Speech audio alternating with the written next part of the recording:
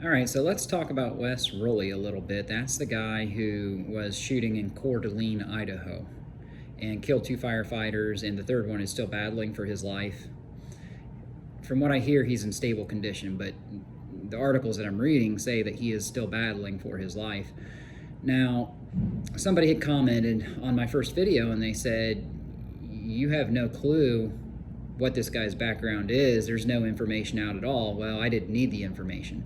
All I saw was one picture where the guy had long hair and he was shooting and killing people. Chances are, if you're a guy and you had long hair, or you have it now and you're a shooter killing people, or a female trying to be transgender, yeah, odds are that there's a narrative here, and I was right. I was absolutely right, because not only is this kid transgender, this 20-year-old Wess Roley, but he was also Antifa.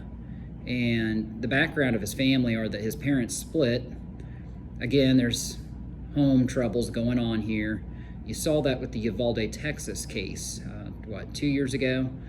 When it was about the same age. I mean, the age is another dead ringer giveaway. They always target these young people who have impressionable minds, because especially as males, your brains don't stop growing and learning until you're about 25 years old, okay? So there are all these hallmark signs and characteristics, and I was right. He's transgender and it's Antifa. So there's this combination term called Transtifa.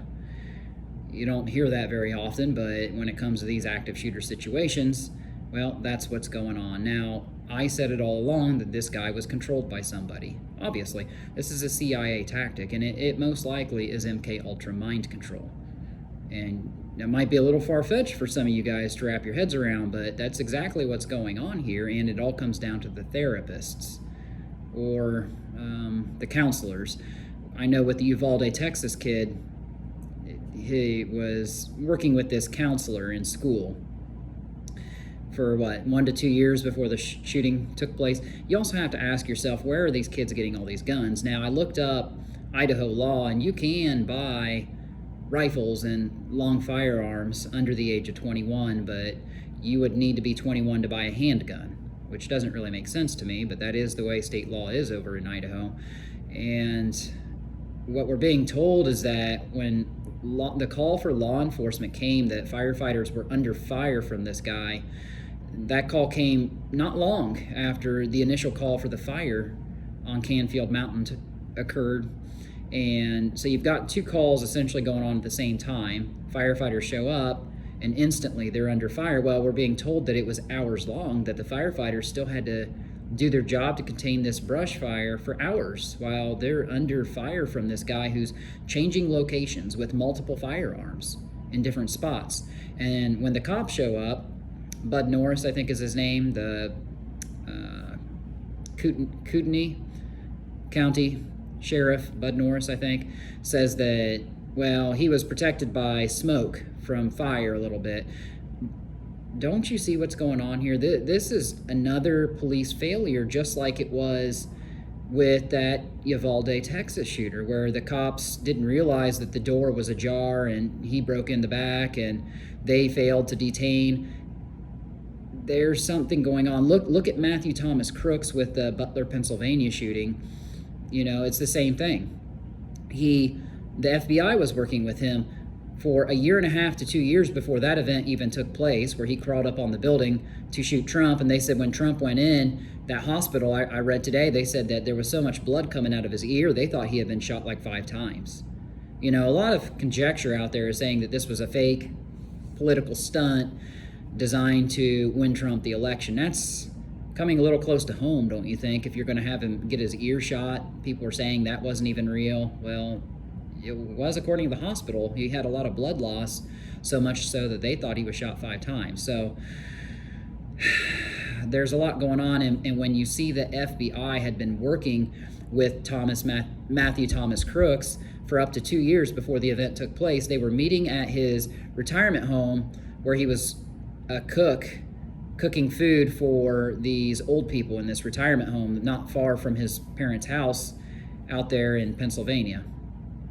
He didn't live in Butler. He lived in Bethel Park in Pennsylvania there, and it was right by the mall there, like maybe 2 miles from where his parents lived. And the FBI was seen there when they tracked cell phones. They were there several times, and they were also at his parents' house several times. Well, his parents, what were they? They were counselors for the state of Pennsylvania, the both of them, his mother and his father.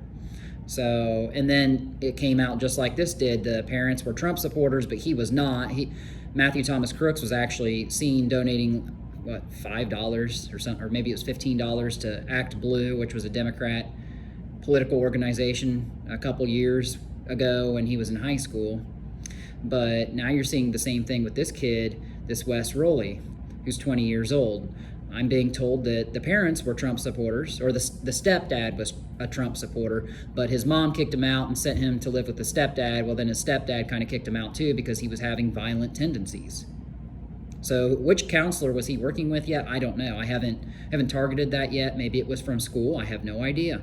But like I said, this is a CIA thing and an FBI thing, and you'd like to think now that Dan Bongino and Kash Patel are in charge of the FBI, that this stuff wouldn't be happening with the FBI now. So maybe the FBI is getting cleaned up. I don't know. I can't put my finger on it for sure with the FBI, but I can tell you this is a CIA thing called Project Ultra MK Ultra Mind Control. So we've been seeing it for years. So I didn't need to see all the background information to know that this kid was transgender. I was right. He's Transtifa. You know, when that information came out today and I saw and somebody said that he's also a member of Antifa at 20 years old, come on. Think about it. I mean, it's not hard to wrap your heads around this. This has been going on for years. But the problem is nobody's listening and nobody's really doing anything about it. They always catch us off guard, and every single time people lose lives. Like, this should not be okay with you. Like, these firefighters did not have to die. It happened because we have evil people running things behind the strings, running mind control projects on these young kids who are impressionable and their brains aren't formulated yet. They're not fully grown, and they're convincing them to be transgender. They're convincing them to buy firearms, whether legally or illegally. Maybe the parents are getting them. In the case of Matthew Thomas Crooks, it was his dad's long gun. I can't remember. It was an assault rifle. I can't remember exactly which one it was right now. That's been a year ago almost, but yeah, it's rinse, cycle, repeat. Nobody's doing anything to stop it. All we're doing is pointing our finger saying, look, this is what happened. We're talking about the news, but we're not stopping it. What do we do to stop it? I don't know. But talking about it is an important first step. Recognizing what's really going on to where you don't even have to see wait for the news to come out about it. There's a reason that the Democrat liberal platforms aren't talking about it. It's because this kid doesn't fit their narrative. Well, they're all in on it together. They report the news that they're told to report. And I have a TCOM degree, telecommunications degree, from 2007 from Ball State University. I knew back then when I was 29 years, no. Actually, I was much younger. I was probably about 23 years old when I graduated in 2007. I knew that it was fake news, and I didn't want to get a job back then. So that's really all I have to say on it. There's going to be more information coming out on Wess Roley, but, you know, it feels good to be right. What are we doing about it, though, to stop it? Well, nothing, and that needs to change. So I don't know what we can do, but we need to educate people, you know, that this isn't the way to be. Transgenderism is not the way to be. There's a reason Trump's getting them out of the military. When I was in Germany 4 years ago, 2001, there was a big guy who had the long hair, and he was trying to be female. I didn't acknowledge it. You know, I just don't agree with that lifestyle. But he's now out of the military, I can safely say, because Trump has issued a mandate that all transgender people are done. So we don't want these people to try to go in a foxhole to protect us. I'm sorry. They're not the ones.